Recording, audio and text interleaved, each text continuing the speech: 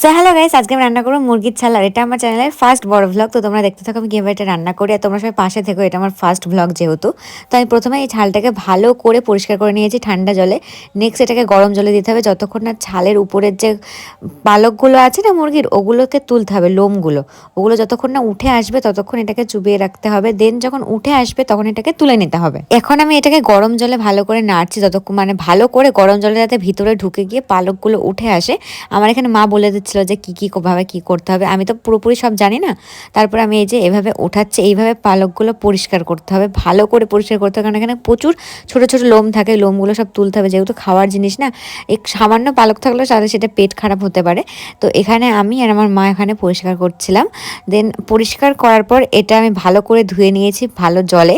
তো ধুয়ে নেওয়ার পর এই যে এটা কিছুটা এরকম দেখতে, এর সঙ্গে পা সবচেয়ে ভালো লাগে আমার এই পাগুলো খেতে। তোমরা কি ভাবছো আমি কি এগুলো কাঁচাই খেয়ে নেবো? না না, এবার এটাকে রান্না করতে হবে, দেন তারপরে খাওয়া।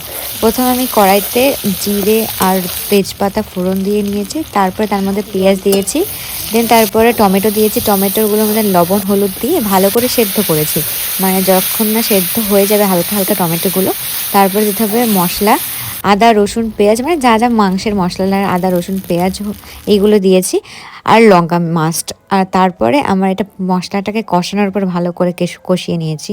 কষানোর পরে এর মধ্যে বা দেবো ছাল, কিছুটা মাংস এনেছিলাম।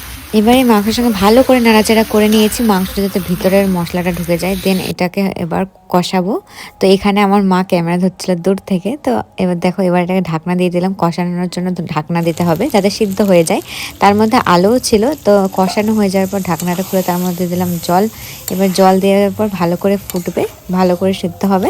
আলু যেহেতু আলু সিদ্ধ হওয়ার জন্য জল দিতে হয়, তো জল দেওয়ার পর ভালো করে নেড়ে চেড়ে নিচ্ছে। এখানে আমার মা করছে, দেখো আমার মাও হেল্প করছিল। তারপরে এই যে নামানোর পর কিছুটা এইরকম ছিল দেখতে। তো রং কালারটা খুব সুন্দর এসেছিলো। তো কেমন লাগলো রেসিপিটা তোমরা অবশ্যই জানাবা।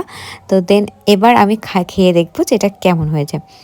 এখানে করেছিল আমাদের চালের রুটি আর মাংস, সঙ্গে ছালও ছিল, আমি ছাল দিয়ে নর্মালি খেয়েছি। এত সুন্দর খেতে হয়েছিল, তোমরা বাড়িতে একবার ট্রাই করে দেখো, খুব সুন্দর খেতে হয়। তো কেমন হলো অবশ্যই জানিও। টাটা, নেক্সট ব্লগে।